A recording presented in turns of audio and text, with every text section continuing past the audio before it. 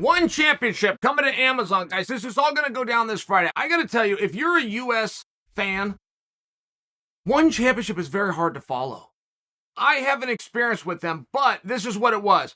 At 3 a.m., I would wake up on mornings that Ben Askren was going to fight. He was going to be the main event. Front Row Brian will have sent me a link by then that I could click so I could watch Ben. I didn't know anything more about that, and Brian couldn't even get me the link ahead of time. He would tell me when I went to bed the night before, when you wake up, I'll have figured this out and have got you the link. And it was always something different each time. Now, I only bring that to you. I don't think I was stealing it. I don't think I was stealing a feed. I think I was watching it appropriately. I don't think there was a way that there was a pay window. I'm only sharing a larger point, which is it's hard to follow one until now. They're coming to Amazon Prime. Let's take a look at the main event because you got Demetrious Johnson versus Moraes. I don't want you guys to miss this. By saying miss this, I'm talking about the story. Demetrious Johnson, let's go back in time. He is the #1 fighter, pound for pound, in the world. This was at a time when St. Pierre was still competing. It was at a time when Jon Jones was still competing, when Henry Cejudo was competing, when Kamaru Usman was competing, when Anderson Silva was still competing. At the top of the list was Demetrious Johnson. I never, as a viewer, understood how good Demetrious was. He got on fire to an extent that psychologically I dismissed the division. Have you guys ever done that? You wouldn't be wrong to do that. We've seen it in reverse. When Ronda Rousey was queen of the world, it was because the division wasn't formed and we weren't putting the right bodies in there as the top contender. Holly was there the whole time. Amanda Nunes was there the whole time. We didn't know that they should be the top contenders just by example. So I did this. I worked this math backwards and I dismissed the division instead of giving Demetrious credit. Much like Ronda, as time went on, we found the right girls. We got the order situated.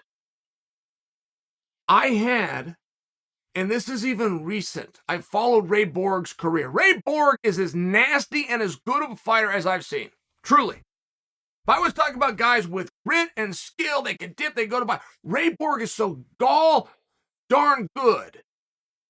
It was then and only then that I realized the greatness that I had witnessed with Demetrious Johnson.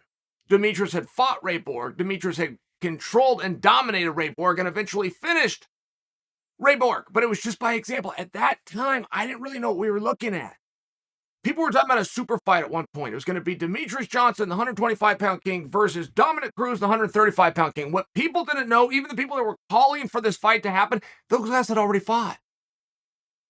It was before Demetrious was Demetrious. It was before Dominic was Dominic. They had already met up. It was at 135 pounds before 125 existed. It's one of these things where when Demetrious, who was #1, who was the world champion, who had done 12 in a row, when he goes to one championship, who's he fighting? Who's he matched up in there with? So his very first opponent's a guy named Moraes. Tall, skinny, Brazilian fighter that they're going to bring in for Demetrious to beat up on. I got this whole thing figured out. It's not what happened. Not only did Demetrious not walk through him, Demetrious did not beat him. Not only did Demetrious not beat him, Demetrious was finished by him. Okay. That's a lot to take in. Why? Why did that happen? Was it because it was his first time in a new organization? That never goes very well.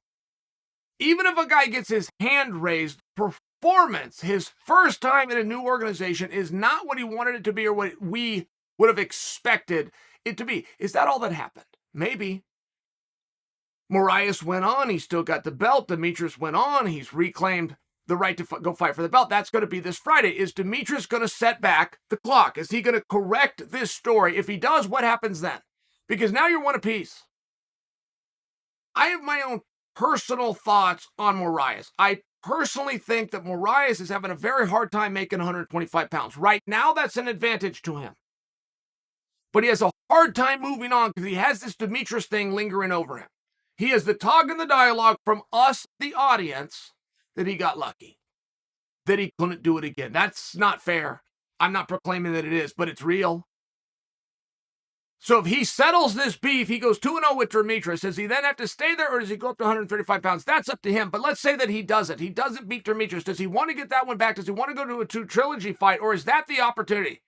Okay, great. I no longer have the belt. I no longer have this obligation. Now I can move up to 135, or I'm completely in the wrong direction. That's possible too. Doesn't happen very often, but it is possible. There was a great wrestler, guys.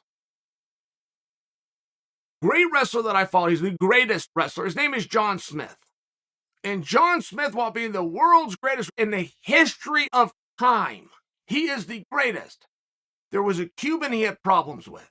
He wrestled the Cuban twice. He lost to the Cuban twice. Jon Smith recently, this is 30 years ago. What I'm telling you about Jon Smith and the Cuban was 30 years ago. Literally, it was 1992. 30 years later, Jon did an interview and he opened up about that opponent. He said that guy was always going to be a problem. That style and the way he wrestled, didn't matter how many times you put us out there, was going to be a problem. Now, Jon beat guys that beat the Cuban. Jon would win tournaments and the Cuban would not, but they wouldn't meet up. And Jon opened up, and he didn't go any further than I just said. He said that style, that guy was always, no matter how many times you want to do it, he was going to be a problem.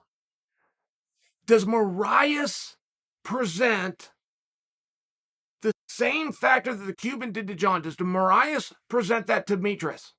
Because it is an interesting body type. I mean, Demetrious Johnson is going to have a very hard time being in the practice room and finding guys that are as tall and as long as Moraes. He could do it, but now all of a sudden he's sparring and grappling with 145-pounders. So now you have a false sense. However that workout go, well, that guy's 2 weight classes up. It's hard. It's tricky. There's a few body types like that. I'll insert myself, but when I was fighting, multiple times I was scheduled to fight Lyoto Machida. Now, I took it. I kept my mouth closed. I signed the contract every time. But inside, I didn't want that match. I didn't want that match because I knew I got one shot at it and it's going to be live. I have nobody in my gym or even in my orbit that I could fly in, that I could hire, I have nobody that can do what Machida does. It was a unique style. Demetrious doesn't have anybody as tall and as long at 125 pounds that he can find, including in the practice room. He can have one crack at it. Is he going to get it right? Can he overcome just the body style? Where does Moraes feel? Where's Moraes' confidence? I'm sitting here over, I know who the guy is. I met him a few weeks ago. I watched him train. I'm calling Moraes to you guys. I'm calling him Moraes because I don't know if he's got a nickname. I don't know if Moraes is his first name or his last name. I just know he's Moraes. I'm not attempting to be disrespectful, but I know everything about Demetrious Mighty Mouse Johnson. You think Moraes doesn't know it's that same way? You think he doesn't know why commentators are over here talking about him? They know everything about Demetrious Mighty Mouse Johnson, sponsored by Microsoft, by way of Seattle, Washington. We know everything about him. We know he used to be ranked number 1. We know he's the world champion. We know at one point he went 12-0. I can't tell you anything about Moraes. All I can tell you is that he beat Demetrious. He beat him one time, and now he's got to go and rematch it. That's a reality Moraes is living with. He's not going to be mad at me for it. He's not going to think I'm unprofessional, or the same with you guys. This is what he's fighting for. Not just about money and having this belt. He's fighting for respect. He's fighting for notoriety. He's fighting for legacy. He wants to be remembered. He's got to go through Demetrious to do it. The other side of the coin, Demetrious isn't going to get a third shot. There's a lot of pressure on Demetrious, not to mention it's the main event. So now you're first time on a network. You have exposure. You're the face, you're the brand. You are Demetrious Johnson, but inside, I'm taking on an opponent who I've had problems with in the past. You got to overcome that.